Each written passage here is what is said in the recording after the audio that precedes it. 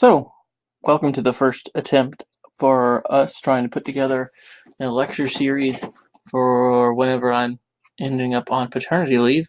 And we're going to try something new, see whether or not this works, see if you all find this to be a useful exercise. We're going to work our way through a short story. It's actually an incredibly long story, but these are all edited texts from Ritchie's Fabulae Latinae, or Fabulae ab Urbe, the fables from the founding of the city Rome. These have all been edited in a different text by a man named Jeffrey Stedman, who's a professor out of, he's a teacher in Tennessee. So what I want y'all to be doing is reading through these passages on your own. And then once you've read through and prepared these passages, chunked them, translated them, I'll actually lecture by leading you all through these passages and leading you through your notes via video. So we'll start at the beginning here. This passage is about Aeneas. Hopefully you've gotten used to the format that is used for these Fabulae Latinae. It gives you the text at the top. It gives you a list of vocabulary options down here, and then it gives you a list of grammatical constructions and grammatical phrases, particular translations, just general specifics as to what you're looking at. I find Stedman's work to be incredibly accessible, and I really like the way this is laid out, in hopes that you all will be able to do this fairly easily by yourselves. And you won't need to watch this video a bunch of times in order to figure out what on earth is going on. So, start at the beginning here about Aeneas, famous Roman hero. Ola menacia erat orbs antiqua, quae Troia appellata est. With passages like this, you will probably find at some point chunking to be a worthwhile activity. For the shorter sentences here, you could probably just work your way through and translate. So whatever you feel more comfortable with, just make sure you know what is going on. So, ola menacia erat orbs antiqua, quae Troia appellata est. So, Olin, once upon a time, in Asia, so once upon a time in Asia, erat, first verb in the clause here, once upon a time in Asia, there was in Urbs Antiqua, an ancient city, quae Troia appellata est. Quae is a relative pronoun, which appellata est was called Troy. Eam urbem Graeci decem annos obsiderunt, tandem quiceperunt. So, eam urbem, this city, aka Troy, the Graeci, the Greeks, decem annos obsiderunt. Decem annos here is not actually a direct object. You were just introduced to this construction in this most recent chapter. Decem annos, when you have a time period and it's in the accusative and it's used not as a direct object, we know we're looking at an accusative of duration.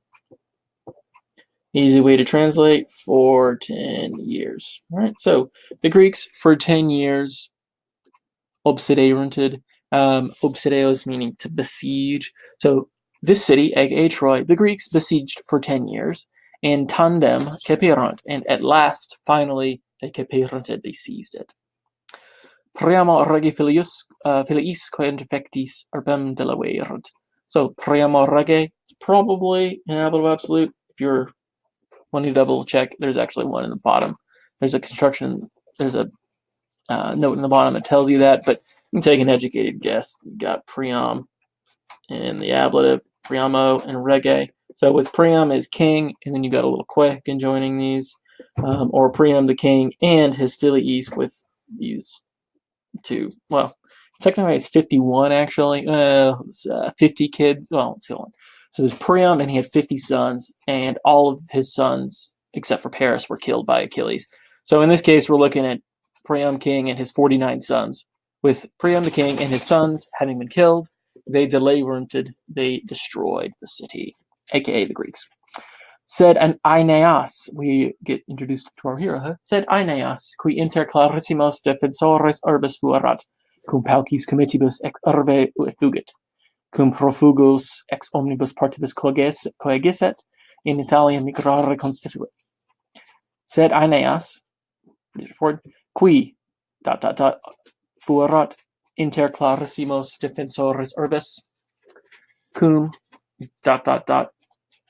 cum paucis comitibus ex urbe fugit, semicolon, conjoining two like subordinate clause, independent clauses, cum coegisset, profugos ex omnibus partibus, and then in Italia migrare constituit.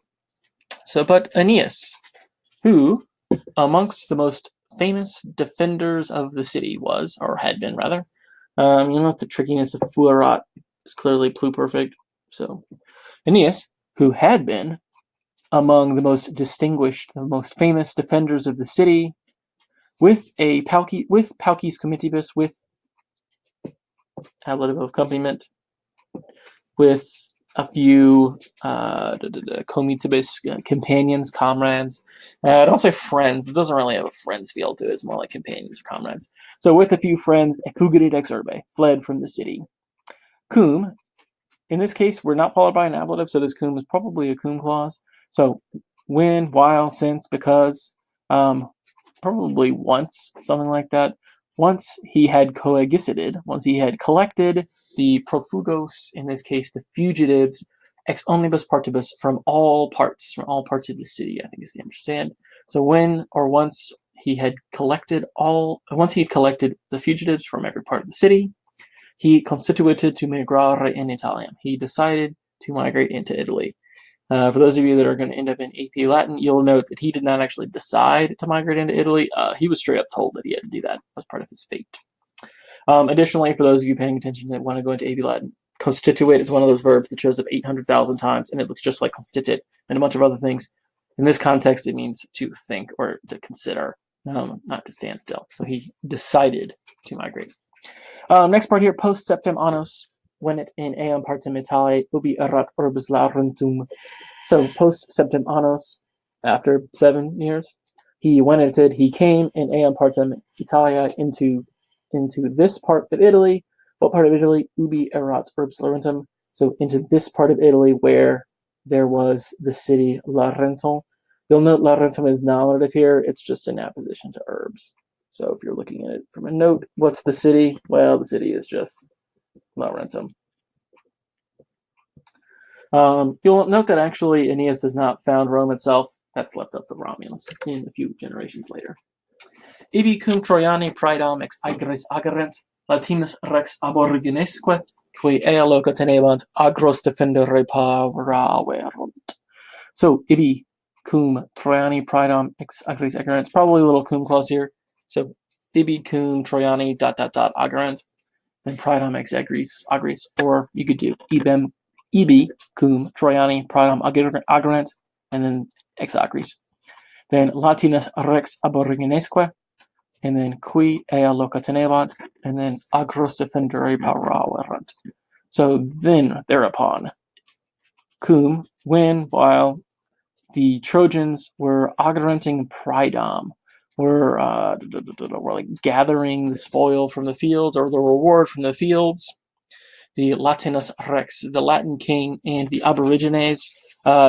This is obviously not referring to the Aborigines from Australia, and this is just the original people of Italy. The Latin king and the original Latins who were tenebating Aialuca, were holding these places, wanted to defend, or prepared to defend their fields. There's a lot more in this story. We will continue reading it as we go through. There is a lot more for us to cover, but I think for right now that it's enough for today.